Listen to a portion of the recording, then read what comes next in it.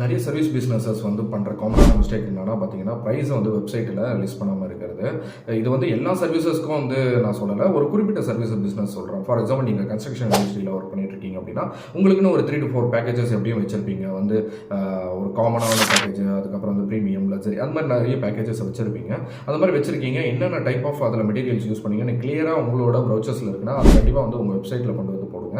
எதனால் இதை நான் சொல்கிறேன்னா, லைக் இதில் இருந்து உங்களுக்கு கிடைக்கிற ஆப்பர்ச்சுனிட்டியை நீங்கள் மிஸ் பண்ணுறீங்க. இப்போ நீங்கள் வெப்சைட் எஸ்இஓ பண்ணாலும் சரி, கூகுள் ஆட்ஸ் ரன் பண்ணிங்கனாலும் சரி, நிறைய சர்ச்சஸ் பார்த்தீங்கன்னா வந்து ப்ரைஸ் ஓரியன்டான சர்ச்சஸ் இருக்குது. ஓகேங்களா? ஸோ நீங்கள் இப்படி வந்து ப்ரைஸை லிஸ்ட் பண்ணாமல் விடுறதுனால முதல்ல வந்து இது மாதிரி சர்ச்சஸ்க்கு நீங்கள் வந்து உங்களுக்கான வாய்ப்புகள் வந்து போகுது. நீங்கள் எஸ்இஓ பண்ணியிருந்தாலும் சரி, அதுக்கான கீவேர்ட்ஸ்க்கு நீங்கள் ரேங்க் ஆக மாட்டீங்க. இல்லை கூகுள் ஆட்ஸ் ரன் பண்ணுறீங்கனாலும் அதுக்கான கீவேர்ட்ஸில் நீங்கள் ரேங்க் ஆகிறதுக்கு வந்து பாசிபிலிட்டிஸ் கம்மி. அண்ட் தென் ஆல்சோ நீங்கள் குவாலிட்டியான லீட்ஸ் வந்து ப்ரொடியூஸ் பண்ண முடியும். நீங்கள் வந்துட்டு உங்களுக்குன்னு ஒரு ஸ்டாண்டர்ட் செட் பண்ணியிருப்பீங்க, அதில் ஒரு ப்ரைஸ் ரேஞ்ச் இருக்கும். அந்த ப்ரைஸ் ரேஞ்சுக்கான லீட்ஸை மட்டுமே ப்ரொடியூஸ்